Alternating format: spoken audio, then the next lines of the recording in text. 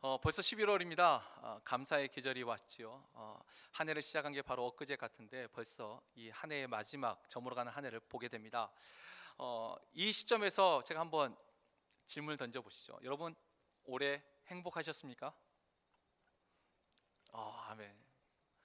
감사. 얼마나 큰 하나님의 은혜입니까? 자, 그러면 지금 행복하십니까? 웃으시며 대답하신 우리 권사님 너무 감사하네요. 네. 자, 우리가 모든 사람이 다 행복하게 살기를 원합니다. 저도 마찬가지고요. 자, 그런데 우리가 과연 늘 언제나 행복할까요? 또 우리가 그러면 행복하려면 뭐가 필요하죠? 행복하기 위해서 뭐가 필요할까요? 참 여러 가지가 있을 겁니다. 근데 그 중에 특별히 11월이 감사하니까 행복할 여러 가지 조건들이 있을 테지만 어찌 보면 행복한 사람은요, 감사한 것이 많은 사람이 행복하지 않을까요? 저는 행복이란 단어와 감사라는 단어가 거의 비슷한 단어라고 생각합니다. 감사한 사람이 행복하겠죠. 물론 감사 외에 다른 상황에서도 행복하겠지만 일단은 감사할 것이 많은 사람이 더 많이 행복한 사람이겠죠. 자, 그렇다면 여러분은 올 한 해 감사한 일이 많으셨습니까? 우리가 감사를, 그렇죠, 감사할 일이 있을 때 감사한 거, 행복한 일이 있을 때 행복한 거, 근데 그건 굳이 교회 와서 듣지 않아도 세상에서도 이건 다 아는 말이죠. 감사할 것이 있어야 감사하는 거죠. 그러나 우리는 믿음 안에서 교회에서 주님의 음성을 듣지요. 주님의 우리에게 어떻게 말씀하셨죠? 데살로니가전서 5장 16절 18절 보면 너무나 잘 아는 말씀이 있습니다. 항상 기뻐하라, 범사에 감사하라, 쉬지 말고 기도하라. 이는 우리 주 예수 그리스도 안에서 너희를 향하신 하나님의 뜻이니라. 감사하라, 기뻐하라, 기도하라, 다 명령형입니다. 하나님의 뜻이 감사하는 건데 정말 우리가 감사할 일이 있어야지 감사하지, 그 대답은 우리가 할 대답은 아니에요. 그건 세상이 하는 대답이고, 과연 우리가 얼마만큼 우리를 향하신 이 하나님의 뜻에, 그 뜻에 순종하여서 감사하고 올 한 해 살았는지 우리가 한번 생각해 볼 필요가 있을 것 같습니다. 그래서 오늘부터 우리가 11월 한 달은 이 감사를 주제로 정말 우리가 감사하라는 그 하나님의 명령의 그 뜻에 우리가 얼마만큼 순종하고 살았는지 우리 자신을 한번 돌이켜보고 한번 은혜를 나누고자 합니다. 먼저 오늘 우리가 이 첫 주에 생각해 볼 은혜는 이 설교 제목에도 나왔지만 일상의 은혜입니다. 오늘 우리가 읽은 본문 시편 65편은 다윗의 시인데, 이 다윗의 시는 크게 두 부분으로 나눠져 있어요. 하나는 하나님의 위대하심을 찬양하는 전반부가 있고, 후반부는 하나님의 선하심을 찬양하는 내용인데, 오늘 우리가 묵상할 부분은 바로 이 후반부입니다. 다윗이 하나님의 선하심을 찬양하고 있는 그 내용 속에 오늘 우리가 한번 묵상해 볼 은혜가 있는 것 같습니다. 먼저 우리가 8절을 한번 볼까요? 8절에 보면은 주께서, 그 하반절부터 주께서 아침 되는 것과 저녁이 되는 것을 즐거워하게 하셨다. 여러분, 아침이 되고 저녁이 되는 게 즐거워요. 하루가 기뻐요. 하루가. 우리가 그 한 번쯤은 들어보셨을 거예요. 오늘은 어제 죽은 사람이 그토록 기다리던 내일이었다. 그만큼 오늘 하루가 정말 귀하다는 것이죠. 그런데 여러분, 어제 죽은 사람한테나 아마 오늘이 귀했을 거예요. 지금 우리도 이 하루가 정말 기쁘세요? 여기서 아멘이 나와야 되는데. 근데 대부분 사람들은 이 하루를 시작할 때 그냥 일상, 데일리 라이프죠. 무료하게. 그래, 오늘 하루도 일하러 가야지. 오늘 하루도 학교 가야지. 오늘 하루도 어떻게 살아야지. 어찌 보면 일상의 무료함 속에서 우리가 살고 있지 않은가. 그리고 때로는 이 대다수는 일상의 무료함이고, 또 그중에 소수는 어쩌면 하루가 고통스러울 수 있어요. 왜죠? 우리가 질병에 걸린 분들은 아침과 저녁 중 어느 쪽이 조금 더 두려울까요? 저녁이죠. 이상하게 아픈 건 저녁이 더 아파요. 애들도 낮에 아프면 데리고 병원에도 가는데 꼭 밤에 아파요. 밤에. 사람 속타게. 이 몸이 아픈 사람은 저녁이 되는 것이 그렇게 즐겁지 않아요. 경제적인 어려움이 있는 사람은요, 아침에 눈 뜨는 것이 힘듭니다. 파산하거나 경제적 어려움이 있는 사람, 일하기가 힘든 사람은 아침에 눈 뜨면 저녁이 되면 그래도 릴렉스가 되는데, 경제적인 어려움인 사람은 아침이 늘 힘들어요. 아침이 되는 게 즐겁지 않습니다. 꼭 질병과 경제적인 어려움만 그런가요? 관계적인 어려움이 있을 때도 우리가 하루가 즐겁지 않아요. 직장에서 일하는 건 좋아요. 근데 그 직장에 그놈이 있어요. 내가 또 그 인간의 얼굴을 봐야 되니까 너무 힘들어요. 오늘 하루가 즐겁지 않아요. 주말이 돼서 직장 안 가서 그 인간 얼굴 안 보면 마음이 너무 편한데, 근데 직장에만 그런 사람이 있으면 다행이에요. 집안에 그런 사람이 있으면 진짜 힘들어요. 이거 매일 같이 얼굴 봐야 되는데 그 왼수가 얼마나 힘들어요. 자녀하고 관계가 별로 안 좋아요. 자녀하고 관계가 안 좋아도 아침에 눈 뜨고 저녁 되는 게 즐겁지 않아요. 징그럽게 말을 안 들어. 징그럽게. 배우자도 그렇고. 여러분, 아침이 즐겁고 저녁이 즐거워요. 하루의 기쁨을 누릴 수 있어요. 여러분, 이게 얼마나 큰 은혜인지 아시겠어요? 이거 은혜입니다. 매일매일 오는 그 하루가 즐거운 게 얼마나 큰 은혜예요. 하루가 즐겁지 못하는 인생이 얼마나 많습니까? 우리가 그 은혜를 느끼고 그 은혜를 감사한다는 게 얼마나 행복한 삶이에요. 두 번째, 지금 다윗이 노래합니다. 9절과 10절 상반절을 보면, 땅을 돌보사 물을 대어 심히 윤택하게 하시며 하나님의 강에서 물이 가득하게 하시고 이같이 땅을 예비하신 후에 그들에게 곡식을 주시나이다. 주께서 밭고랑의 물을 넉넉히 대사 그 이랑을 평평하게 하시며 또 담비로 부드럽게 하시고, 하나님이 땅을 예비하사 우리에게 곡식을 주셨어요. 그게 너무 감사해요. 이게 뭐냐면 하나님이 우리에게 일용할 양식을 주신 거예요. 먹을 걸 주시는 거예요. 우리가 금요일 날 여기 들으신 분도 계시지만, 일용할 양식이라는 이 단어 속에 담겨있는 놀라운 하나님의 은혜가 있죠. 일용할 양식이라는 이 단어 속에는 내일의 필요를 예비해 주신 여호와의 일의 은혜가 있고, 우리의 필요를 위해 주시는 하나님의 긍휼이 있고, 자족하는 마음을 주시고 하나님의 주권을 인정하는 게 바로 일용할 양식이라는 이 단어 속에 있는데, 여러분, 매일의 삶 속에 하나님이 나에게 양식을 주시는 거, 여러분, 그게 얼마나 감사한 일입니까?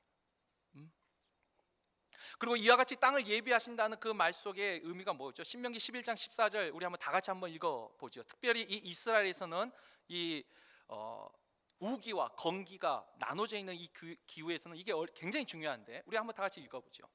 여호와께서 너희의 땅에 이른 비 늦은 비를 적당한 때에 내리시리니 너희가 곡식과 포도주와 기름을 얻을 것이요. 아멘. 하나님이 땅을 예비하셔서 이른 비와 늦은 비를 적당한 때에 주셔서 우리에게 양식을 주신 거예요. 여러분, 그런데 이것이 얼마나 감사하고 기뻐요. 근데 어떤 사람들은요, 이 일상에 대한 불안과 불만족 속에서 살아갑니다. 여러분, 먹는 것이 기쁘세요? 기뻐야죠. 우리 생활에서 하루 3번은 그래도 적어도 한국식 문화에선 하루 3끼를 먹잖아요. 먹는 것이 즐거운 사람은 적어도 하루 3번은 행복한 거예요. 아니, 물론 맛있는 것만 골라 먹는 게 아니라 그냥 먹는 것 자체가, 저는 하나님이 참 저에게 주신 참 귀한 은혜라고 지금은 생각합니다. 저는 모든 사람이 다 그런 줄 알았어요. 저는 먹는 걸 참 좋아하거든요. 근데 예수님도 똑같은 이 성품을 가졌어요. 그래서 예수님을 먹기를 즐겨하는 사람이라. 먹는 거 얼마나 감사한 것입니다. 근데 저는 지금 제 자녀들을 키우지만 이건 제 개인적인 것입니다.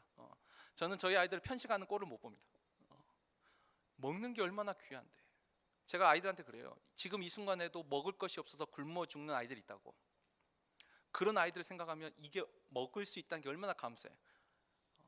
맛있는 것만 먹으려고 그러면 저는 먹을 걸 다 걷어버립니다. 배고프면 먹는 게 얼마나 감사한지 알게 되니까. 억지로 먹이지 않습니다. 억지로 먹일 필요가 없더라고요.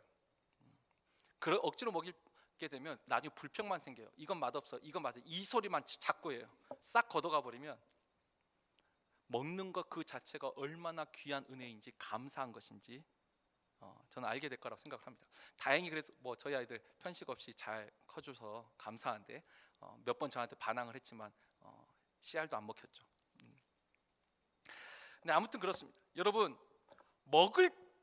먹는 것 자체에 일단 감사함을 느낀다는 게 정말 큰 은혜예요. 이건 맛없어, 이건 뭐가 해, 매 끼니마다 그렇다고 해서 본인도 감사하지 못하고 본인도 행복하지 못하고 그 음식을 준비한 그 사람도 행복하지 못해요. 불만족을 가지면 제일 불행한 건 나예요. 그리고 불만이 아니라 불안한 사람도 있죠. 여러분, 우리는 이 미국에서 사는 게 얼마나 큰 하나님의 은혜입니까? 지금 이 전체 지구를 보면 지금 이 순간에도 먹을 거 없는, 말 그대로 먹을 것이 없어서 불안한 삶을 사는 사람들이, 제가 생각할 때 정확한 통계는 모르지만 적어도 전 세계 인구의 절반 이상은 불안한 삶을 살 거라고 저는 생각합니다. 더 많은 사람이 불안할 거야 아마. 불만족과 불안함 속에서 우리가 단순히 먹는 것만 그럴까요? 사실 영의 양식도 마찬가지죠. 우리가 영의 양식을 먹는데 내가 그 영의 양식을 통해서 기쁨을 누리는 것이 얼마나 큰 은혜입니까? 별로 표정이 만약에 내가 거기서 기쁨을 누리지 못하면 내가 죽어가는 거예요. 내가 거기서 행복을 느끼지 못하니까 내가 죽는 거죠. 그런데 우리가 이 일용할 양식을 공급해 주시는 그 하나님, 먹는 것 그 자체만으로도 감사한 게 얼마나 귀한 은혜입니다. 사람들은 이 세상에 그 먹는 것뿐만 아니라 어떤 사람은 태풍이 올까, 홍수가 올까, 가뭄이 올까, 쓰나미가 올까, 토네이도가 올까, 허리케인이 올까, 이런 걱정 속에서 살아가는데 하나님이 예비해 주신 여호와의 이레를 늘 기억하고 감사하며 사는 인생, 그 인생이 진짜 행복한 인생이에요. 세 번째, 다윗은 또한 이렇게 노래합니다. 10절 하반절에 보면은 그 싹에 복을 주시나이다. 하나님께서 땅을 예비하시고 우리에게 양식을 주시고 또 그 싹에 복을 주신대요. 싹에 복을 주신대요. 여러분, 이 싹을 복을 주신다는 게 또 어떤 기쁨일까요? 우리가 하루의 기쁨이 있어요. 일용할 양식이 주는 기쁨이 있어요. 제가 일용할 양식 기쁨한테 하나 빼먹었네. 전도서 3장 13절, 이거 우리 한번 다 같이 읽죠. 다 같이 읽겠습니다. 사람마다 먹고 마시는 것과 수고함으로 낙을 누리는 그것이 하나님의 선물인 줄도 또한 알았도다. 아멘. 여러분, 먹고 마시는 즐거움을 누리는 게 하나님의 선물이에요. 분명히 하여튼 이런 일용한 음식이 주는 기쁨이 있어요. 그런데 싹이 주는 기쁨이 있어요. 이 싹이 어떤 기쁨을 줄까요? 이해하기 참 쉬운 게 우리나라 말에 참 좋은 말이, 좋은 말은 아니죠. 좋은 예가 되는 말이 있는데, 여러분 혹시 싹수가 노랗다라는 말 들어보셨어요? 싹수가 노래 들어보셨어요? 네. 혹시 이 말을 못 들어봤어도 그러면 싸가지 없다. 싸가지 없다. 그 말은 들어보셨어요? 그 말은 많이 들어보셨을 거예요. 여러분, 싹수가 없다, 싸가지 없다가 사실 같은 말이에요. 그런데 이제 싸가지 없다는 것은 의미가 이제 버릇이 없다라는 걸로 좀 바뀌었는데, 원래 의미는 뭐냐면 싹수는 싹수가 머리 숫자예요. 싹의 머리, 싹머리가 없어요. 그러니까 싹수가 없어요. 이 말은 뭐죠? 미래가 없어요. 장래가 없다는 말이에요. 싹수가 노랗단 말은 더 이상 희망이 없다, 소망이 없다는 말이 싹수가 노랗다예요. 싸가지가 없다는 말도 뭐냐면 아지가 원래 줄기예요. 그러니까 싹과 그 어린 줄기가 없다라는 거예요. 싹이 안 튼 거예요. 그래서 싸가지가 없다는 것이 똑같이 소망이 없고 장래가 없는 거예요. 그러니까 우리가 이제 버릇이 없는 사람 보면 그 버릇이 없는 사람은 장래가 없는 거죠. 무례한 사람이 이 땅에서도 장래가 없어요. 그래서 우리가 싸가지 없다는 말을 그때 씁니다. 그러니까 원래 싹이라는 의미가 가지고 있는 게 뭐냐면 미래에 대한 소망을 말해요. 바랄 소자, 바랄 망자. 지금 열매는 없지만 소망이 있는 거. 그래서 싹수가 노랗고 싸가지가 없는 건 소망이 없다는 말이에요. 지금 다윗이 고백하는 게 뭐냐면 그 싹에 하나님이 복을 주신다는 거예요. 지금 다윗이 말하는 거 뭐냐면 하나님이 우리에게 소망을 주셨다는 거예요. 소망이 주는 기쁨을 감사하고 있는 거예요. 여러분, 이 소망에 대해서 한번 생각해 볼까요? 우리가 시편 128편이 하나님이 여호와를 경외하는 자의 가정에 주시는 복이 나오는데, 거기에 3절에 보면 내 아내는 결실한 포도나무 같을 것이요 내 어린 자녀는 어린 감람나무와 같을 것이다. 어린 감람나무가 뭐냐면 아직 열매는 없어요. 근데 뭐죠? 감람나무 귀한 나무예요. 소망이 있는 거예요. 소망이. 여러분, 가정에 싹수가 노란 가정은 얼마나 힘들겠어요. 우리가 자녀를 보는데 이 자녀의 미래에 대한 소망이 안 생겨요. 힘들지 않겠습니까? 아니, 배우자를 보는데 어쩔 수 없이 사는 거죠. 지금 얼마나 힘듭니까? 여러분, 여러분의 배우자를 보면서 싹이 있으세요? 소망이 있으세요? 표정들이 상당히 다들 좀 진지하게 기도를 해보셔야 되겠는데, 여러분 정말 배우자에 대한 어떤 싹을 가지고 보세요? 소망이 있으세요? 사실 저희 가정도 똑같아요. 근데 솔직하게 말하자면 저는 싹을 보는데 우리 아내가 잘 못 보는 것 같아요. 근데 보세요, 소망이 있어야 감사가 있어요. 가정 안에서도 남편을 보고 아내를 보면서도 뭔가 미래에는 조금이라도 바뀌겠지, 그런 진짜 소망도 없이 다 소망 걷어버리고 에휴 어쩌겠어 그냥 살아야지, 일상의 무료함 속에 또는 일상의 고통 속에 살듯이 소망 없이 그냥 그대로 그래, 뭐 더 이상 기대할 것이 없어. 저희 아내한테 제가 들었던 가장 상처되는 말이 더 이상 당신한테 기대할 것이 없다. 물론 화났을 때 하는 말이에요. 평상시에도 자꾸 그러면 진짜 못 살 건데 화날 때는 이해를 해야죠. 근데 제일 듣기 싫어요. 소망이 없다는 거예요.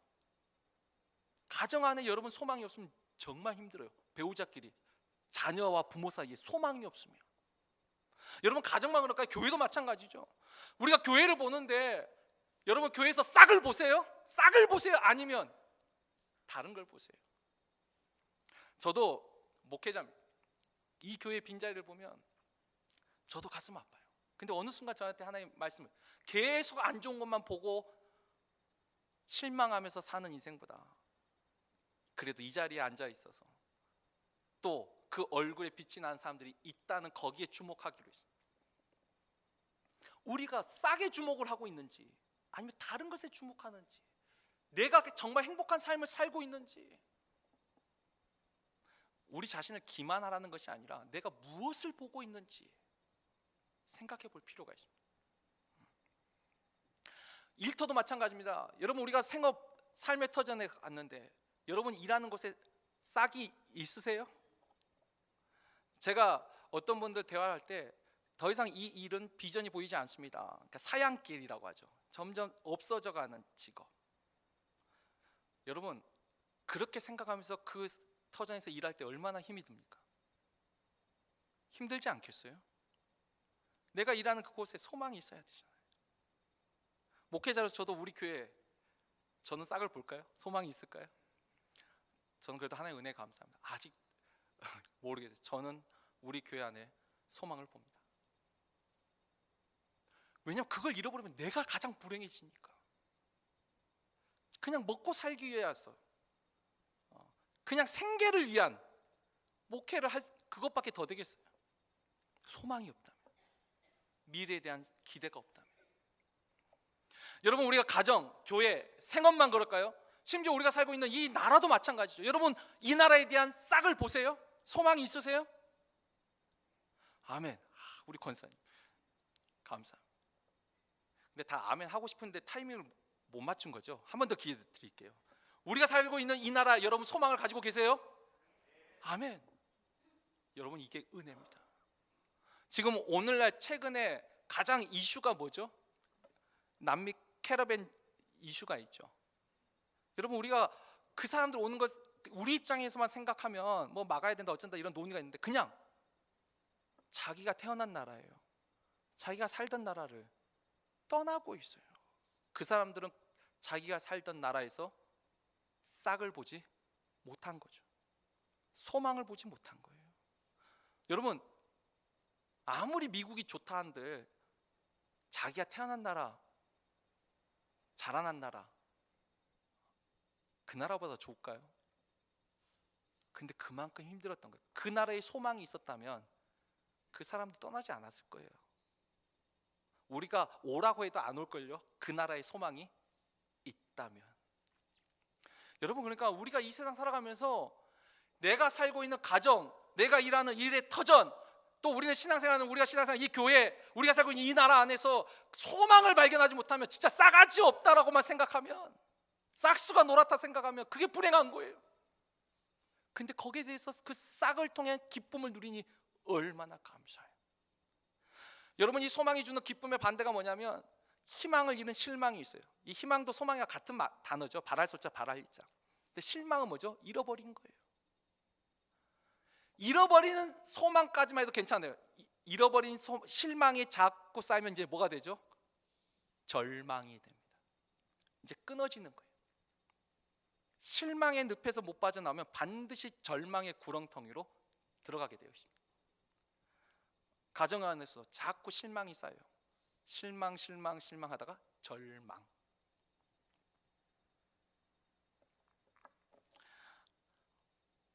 우리 교회 안에서도 우리가 충분히 그걸 보아왔잖아요.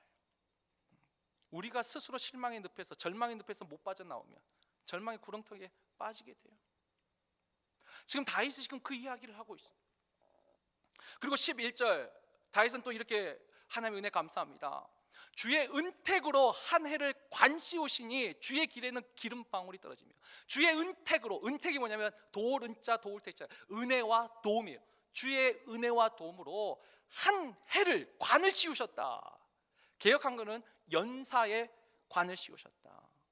한 해, 여기서 한 해의 관을 씌운다는 말은 이 한 해에 루틴하게, 그러니까 일상적으로 반복되는 일에 하나님이 은혜를 주셨다라는 말씀입니다. 특별히 농경사에서는 우리가 아까 신명기 11장 14절을 읽어봤듯이, 여러분, 씨를 뿌린 다음에 비가 와야 돼요? 비가 온 다음에 씨를 뿌려야 돼요? 제가 예전에 한번 이거 말씀드렸는데, 비 온 다음에 씨 뿌리면 다 썩어요. 참 순서가 참 중요해요. 씨를 뿌린 다음에 비가 와야 돼요. 그래야지 싹이 터요. 여러분, 추수 전에 비가 와야 돼요? 추수 후에 비가 와야 돼요? 추수 전에 비가 와야 돼요. 추수 전에 비가 와서 그 곡식이 물을 흥껏 빨아들여 가지고 가장 통통할 때 추수를 해야 돼요. 근데 추수한 다음에 비 오면 다 썩어요. 썩어요. 이른 비 늦은 비를 적당한 때에 주셔야지. 한 해에 관을 씌워 주셔야지. 그게 은혜예요. 우리가 이와 같은 은혜를 히브리서 4장 16절 우리가 너무 잘 알죠. 때를 따라 돕는 은혜, 때에 맞는 은혜를 주셔야 돼요. 아까 신명기 11장 14절에도 적당한 때에 주셔야 돼요. 적당한 때에 주셔야 돼요. 이게 얼마나 큰 은혜입니까? 우리가 전도서 3장 11절 위에 상반절만 보시면, 하나님이 모든 것을 지으시되 때를 따라 아름답게 하셨고, 하나님은 때를 따라 아름답게 하셨어요. 하나님은 적당한 때를 아시는 분이에요. 단지 우리가 죄악으로, 우리가 미련하고 어리석어서 하나님의 뜻을 거역함으로 그 때를 놓치는 거지, 하나님은 때를 따라 아름답게 지으셨어요. 그래서 우리 전도서 3장 앞에 1절부터 10절까지가 어떤 내용이에요? 천하범사가 다 때가 있고 그 기한이 있으니, 울 때가 있고 웃을 때가 있고 던질 때가 있고 안을 때가 있고 기뻐할 때가 있고 슬퍼할 때가 있고, 하나님은 이 모든 때를 따라 하나님이 아름답게 은혜를 주신다는 거예요. 여러분, 이 은혜는 우리가 이제 다음 주에 보겠지만 전도서 9장 11절에 있는 빠른 경주자라고 해서 빨리 달린다 해서 먼저 도착하는 것이 아니요, 힘이 있다 해서 전쟁에서 이기는 것이 아니니 이는 이 모든 사람에게 시기와 우연, 사건이 임함이라. 여러분, 이건 좀 특별한 은혜예요. 지금 이 이야기가 아니라 이건 일상에서 이루어지는 루틴한 은혜예요. 여러분 생각해보세요. 킨더가튼에 다니는, 그러니까 유치원에 다니는 아이가 대통령을 만났어요. 자, 그거 좋은 일이에요? 나쁜 일이에요? 좋은 일이죠. 근데 그 아이에게 진짜 좋은 일은요, 대통령을 만난 게 아니라 유치원생에게 제일 좋은 건요, 좋은 유치원 선생님을 만나는 거예요. 우리 교회 그래도 룩 얼마나 김태서 집사님 아들 얼마나 잘 컸습니다. 근데 제 아들 수겸이가 룩과 만나는 것은 좋은 일이에요, 나쁜 일이에요? 좋은 일이죠. 근데 더 좋은 일은요, 수겸이와 비슷한 나이에 좋은 친구를 만나는 거예요. 여러분, 다 거기에 맞는 적당한 때가 있더라는 거예요. 근데 그 적당한 때를 우리도 다 원하죠. 근데 그건 하나님 손에 있더라는 거예요. 하나님이 그 은혜를 주세요. 한 해에 관을 씌우세요. 그 연사에 일상적으로 돌아가는 그 시기마다 하나님이 적당한 은혜를 주세요. 때를 따라 돕는 은혜를 주세요. 얼마나 감사합니까? 그렇지 못한 사람들은 어떡하죠? 뭔 일을 할 때마다 안 돼요. 지금 형통하지 못해요. 그래서 불평이 나와요. 불만이 나와요. 원망이 돼요. 다 누구 탓이에요. 너 때문이야, 너 때문이야, 너 때문이야, 너 때문이야. 형통하지 못해요. 오늘 많은 세상이 이렇게 살아갈 때 하나님의 은혜를 생각하는 사람들이 때를 따라 돕는 은혜를 주신 그 하나님의 은혜를 기억하면서 감사하는 거예요. 얼마나 큰 축복이요, 얼마나 큰 은혜입니까? 그리고 나서 이제 11절과 13절은 이렇게 말을 하지요. 다윗이 이 하나님이 베푸신 어찌 보면 일상의 은혜예요. 지금 일상의 은혜에 대한 이야기를, 농경사에서는 이것이 일상의 은혜예요. 이 일상의 은혜, 그 베푸신 하나님의 일상의 은혜로 인한 그 기쁨과 하나님이 함께 하신 삶이 얼마나 풍성한지, 주의 은택으로 한 해를 관시우니 주의 길에는 기름방울이 떨어지고 들의 초장에도 떨어지고 작은 산들이 기쁨으로 띠를 띠고 초장은 양떼로 옷 입고 골짜기는 곡식으로 덮이고 그들이 다 즐거이 외치고 또 노래하나이다.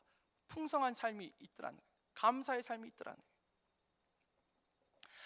오늘 여기까지 하고 이제 말씀을 맺어도 됩니다. 그런데 그렇죠, 하나님이 베푸시는 그 일상의 은혜를 우리가 기억하고 감사하고 살자, 이걸로도 끝날 수 있는데 저는 여기서 두 가지만 더 우리가 좀 더 깊게 한번 묵상하고 은혜를 나누는 것이 더 유익하리라 생각합니다. 여러분, 첫 번째, 이 오늘 설교의 전체를 요약할 수도 있는데요, 여러분 이 세상에서 가장 행복한 사람은 어떤 사람일까요? 가장 행복한 사람은 가장 감사할 것이 많은 사람이라고 저는 생각을 합니다. 가장 감사한 것이 많아요. 그렇다면 감사할 것이 가장 많은 사람은 어떤 사람일까요? 저는 일상의 은혜에 감사하는 사람이 가장 감사할 것이 많은 사람이라 생각합니다. 특별한 일은 어쩌다 한 번씩 일어나지만 여러분, 밥 먹을 때마다 감사하면 적어도 하루 3번 행복하죠. 우리가 사람의 인생에 잠자는 시간이 3분의 1이래요. 아시죠? 가장 많은 시간. 근데 잠자는 것이 감사해요. 잠자는 시간이 감사해요. 인생의 3분의 1이 감사한 거 아니에요? 자리에만 누웠다면 훅 가는 거예요. 푹 자고 개운하게 일어나는 게 얼마나 감사해요. 일상에 감사하는 거예요. 자녀를 보는데 그냥 잠자는, 어느 순간 잠자는 얼굴만 보는데도 너무 이뻐요. 그러면 행복하지 않아요? 자녀가 건강하게 뛰어놀아요. 얼마나 감사해요. 물론 거기에 공부도 잘하면 더 좋겠죠.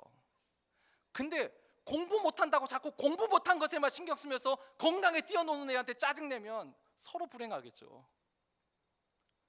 그 속에서도 감사한 것에 주목해서 감사하고 기뻐한 게 내가 행복한 길 아니에요? 남편이 아내가 서로 못마땅한 게 많죠. 서로 얼마 다른 환경에서 다른 생각을 하면서 자랐는데, 근데 자꾸 그 다른 거 지적하면서 너 왜 그래? 너 그렇게.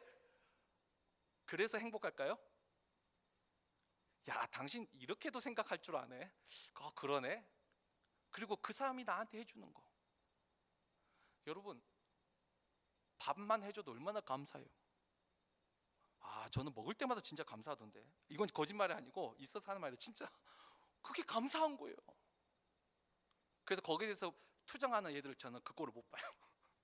어디서 엄마가 해주는 밥에 토를 달아.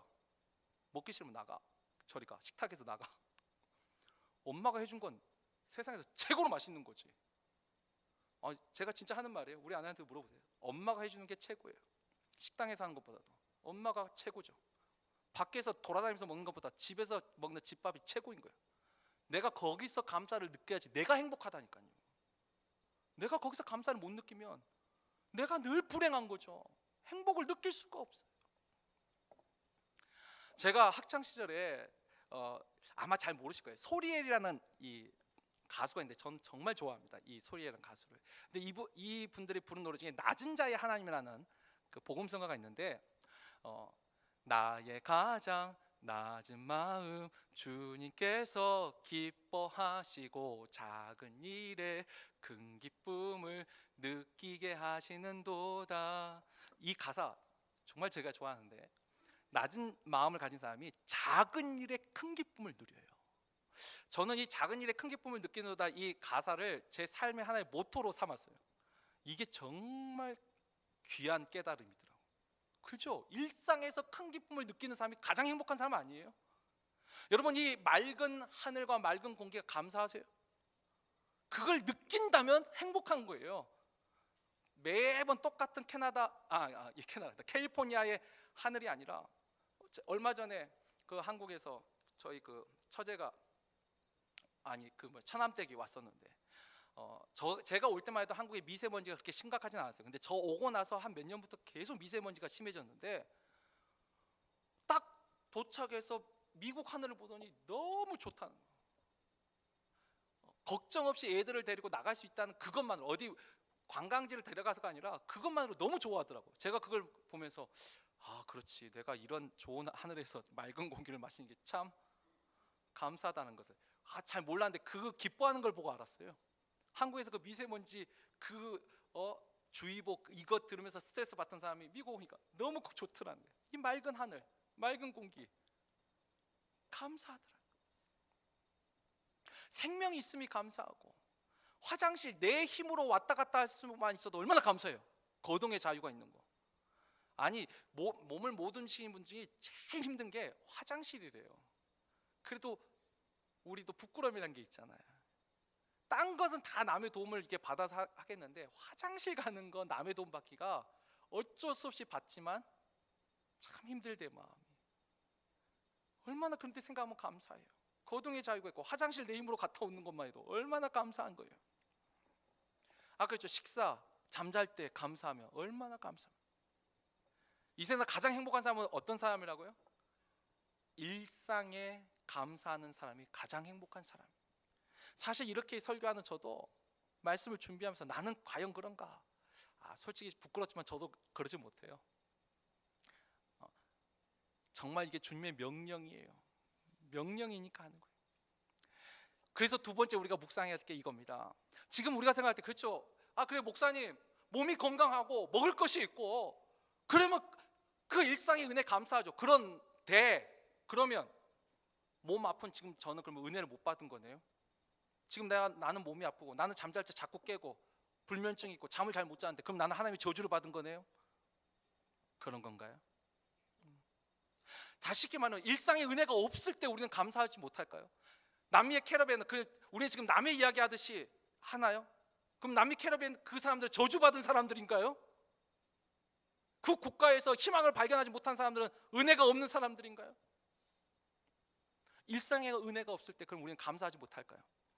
여러분, 다시 이 시편을 생각하셔야 돼요. 이 시편은 누구의 시편이라고요? 시편 65편 맨 위에 표제에 뭐라고 적혀 있습니까? 다윗의 시예요. 여러분, 다윗의 그 시라는 그 말을 가지고 다시 우리가 읽었던 그 본문을 다시 볼까요? 다윗이 과연 아침이 되고 저녁이 되는 것이 즐거운 삶을 살았을까요?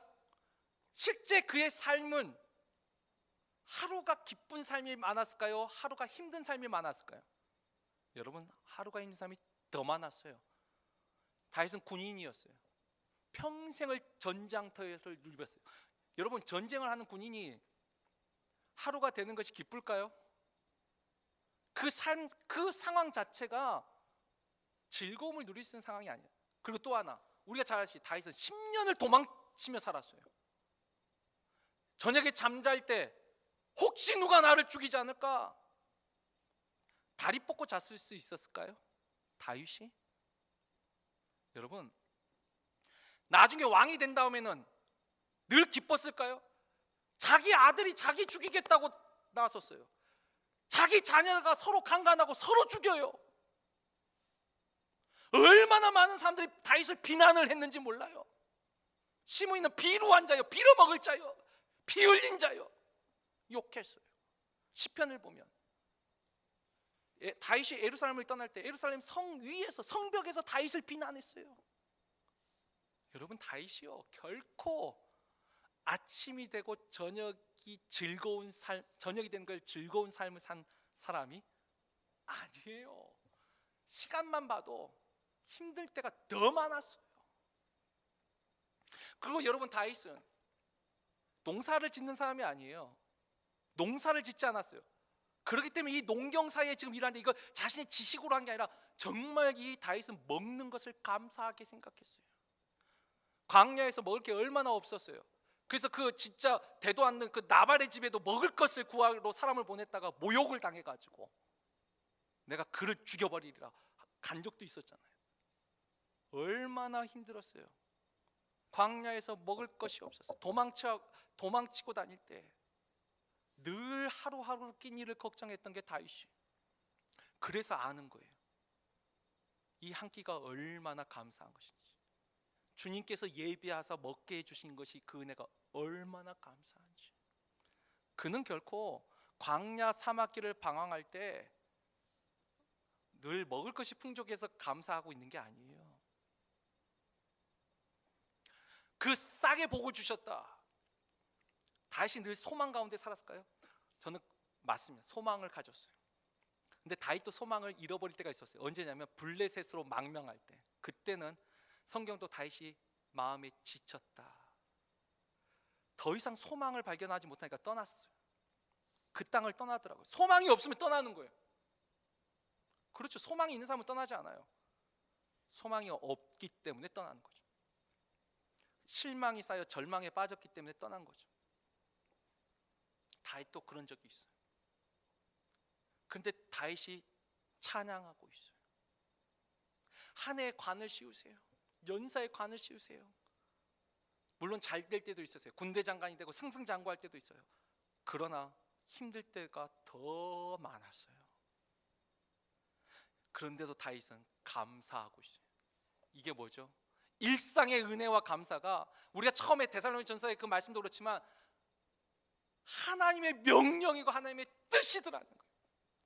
우리가 분명 이사야 43장 2절에 보면 들짐승의 감사가 있습니다. 여러분, 들짐승의 감사는 말 그대로 진짜 배불러야지 감사한 거예요. 말 그대로 편안해야지 하는 감사가 있어요. 하나님이 우리에게 들짐승의 감사를 주시겠다고 약속하셨어요. 그런데 그 전에 의지적 감사를 하나님이 요구하시더라고요. 의지적 감사는 뭐냐면 믿음으로 하는 감사예요. 이 의지적 감사의 가장 훌륭한 말씀이 저는 하박국서 3장 17절 18절이라고 생각합니다. 우리 다 같이 한번 읽어보죠. 다 같이 읽습니다. 비록 무화과 나무가 무성하지 못하며 포도나무에 열매가 없으며 감람나무에 소출이 없으며 밭에 먹을 것이 없으며 우리의 양이 없으며 외양간에 소가 없을지라도 나는 여호와로 말미암아 즐거워하며 나의 구원의 하나님으로 말미암아 기뻐하리로다. 아멘. 우리는 무화과 나무에 열매가 없고 밭에 소출이 없고 외양간에 우리의 소가 없으면 우리는 감사 못합니다. 불평하고 원망하고 불안해하고 두려워하고 실망하고 절망하죠. 그런데 진정한 믿음의 사람들은 하나님으로 인하여 하나님의 때가 있어요. 기도한 것은 반드시 이루실 때가 있어요. 하나님의 그 때에 하나님이 들짐승의 감사도 우리에게 맛보게 하신다고 하셨거든요. 약속하셨거든요. 그런데 내가 믿음으로 먼저 하나님 앞에 의지적 감사를 하는 거예요. 그리 아니하실지라도 하나님은 믿음을 보셔요. 그리고 그 믿음의 옳다 인정함을 받은 후에 생명의 면류관을 주실 줄 믿습니다. 우리가 의지적 감사를 통해 하나님을 영화롭게 한다면 하나님은 우리에게 들짐승의 감사를 허락하실 줄 믿습니다. 오늘 우리가 이 시편 65편 다윗을 통해서, 다윗은 그 삶 속에서 그 일상의 은혜, 어찌 보면 없는 그 은혜 속에서도 그는 은혜를 발견했어요. 여러분, 배우자가 있는 것만으로도 감사할 수 있으면 행복한 거예요. 여전히 아멘을 안 하시네. 어쨌든 내 곁에 자녀가 있는 것으로도 감사한 것이에요. 없으면 없는 것도 또 감사한 거예요. 일할 수 있는 것이 감사한 것입니다. 내가 예배 드릴 수 있는, 마음 편히 예배 드릴 수 있다는 것이 감사한 거예요. 우리가 정말 일상에서 그 은혜를 깨닫고 감사하다면, 제가 그건 예언할 수 있어요. 이건 예언도 가능해요. 그분은 이 세상에서 가장 행복한 사람이 될 줄 믿습니다. 이 말씀 준비하면서 저도 말씀에 도전을 많이 받습니다. 저도 일상의 감사가 참 힘들더라고요. 여러 가지 상황 속에서.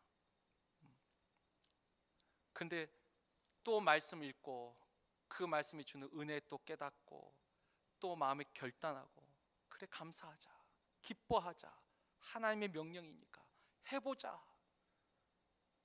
또 내 입술의 열매를 또 고치고, 그래도 또 나와요. 또 이렇게 설교 잘 듣고 어느 날 갑자기 제가 투덜거린 거 듣고, 야 그거 봐 목사님, 그러지 마세요. 똑같아요 우리도. 그러나 노력하는 거예요. 또 말씀 기억하고 또 하나님 앞에 기도하고 쉬지 않고, 그래서 기도하는 거예요. 기도를 쉬면 반드시 실망과 절망의 구렁텅이에 빠지게 될 걸 아니까 또 기도하고 또 말씀 보고 또 감사하고, 그것으로 하나님을 영화롭게 하고, 그 영화롭게 하는 그 믿음으로 하나님은 우리를 또한 특별한 은혜 속으로 인도하실 줄 믿습니다. 들짐승의 감사로 인도하실 줄 믿습니다. 그 은혜를 사모하며 이번 한 주간은 오늘 설교 주제대로 일상의 은혜와 감사라고, 이번 한 주간은 하나님 나에게 주신 그 일상, 가정과 일터와 또 교회와 내가 살고 이 나라에서 주신 그 은혜를 기억하고 감사하는 한 주간이 되시기를. 그리고 다음 주에는 우리가 특별한 은혜와 이제 감사, 하나님은 또 우리에게 더 특별한 은혜도 주세요. 그 은혜의 감사를 기대하면서 이 한 주간을 보내실 수 있기를 주의 이름으로 축원합니다.